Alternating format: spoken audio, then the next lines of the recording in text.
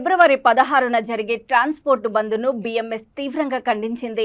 Hyderabad RTC cross రోడ్లోని BMS కార్యాలయంలో media సమావేశంలో రాష్ట్ర ట్రాన్స్పోర్ట్ మజ్దూర్ మహాసంఘం జాతీయ ప్రధాన కార్యదర్శి అల్లూరి రవిశంకర్ మాట్లాడుతూ ఈ విధంగా అన్నారు. ఎంపీ ఎన్నికల ముందు బీఆర్ఎస్ పార్టీ బంద్ పిలుపుతో డ్రైవర్లను తప్పుదోవ పట్టిస్తున్నారని అన్నారు. 10 ఏళ్ల బీఆర్ఎస్ ప్రభుత్వ హయాంలో ఏ ఒక్కరోజు డీసీఎం ఆటో డ్రైవర్ల సమస్యలపై గలమెత్తని యూనియన్ నాయకులు బంద్కు పిలుపునివ్వడం విడ్డూరంగా ఉందన్నారు. డీసీఎం గూడ్స్ వాహనాల డ్రైవర్ల సమస్యల పరిష్కారంలో ప్రభుత్వం చొరవ చూపాలని, స్పందించని పక్షంలో ఉద్యమ బాట తప్పదని హెచ్చరించారు. హైదరాబాద్ సిటీ లోపలికి డీసీఎం వాహనాలను ఉదయం 10 నుంచి 5 గంటల వరకు, రాత్రి 9 నుంచి ఉదయం 8 గంటల 30 నిమిషాల వరకు అనుమతించాలని ప్రభుత్వాన్ని కోరారు.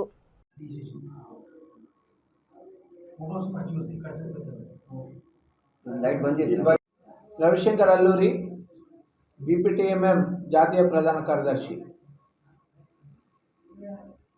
దేశంలో రాష్ట్రంలో ఉనికి కోల్పోతున్నటువంటి కమ్యూనిస్టు పార్టీలు, రాష్ట్రంలో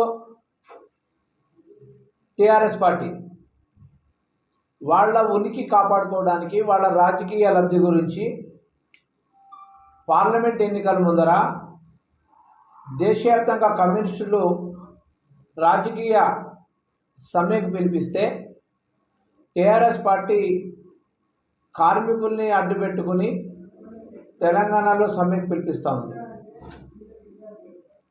మీ ఉనికి కాపాడుకోవడానికి కార్మికులు, డ్రైవర్లు ఎందుకు అని చెప్పేసి బీఎంఎస్ ప్రశ్నిస్తూ ఉంది.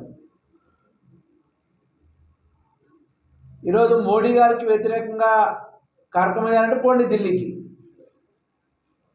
నీకు తెలంగాణలో ఏదైనా సమస్య ఉంది అని అంటే నీ సమస్య గురించి అసెంబ్లీలో కొట్లాడుకో.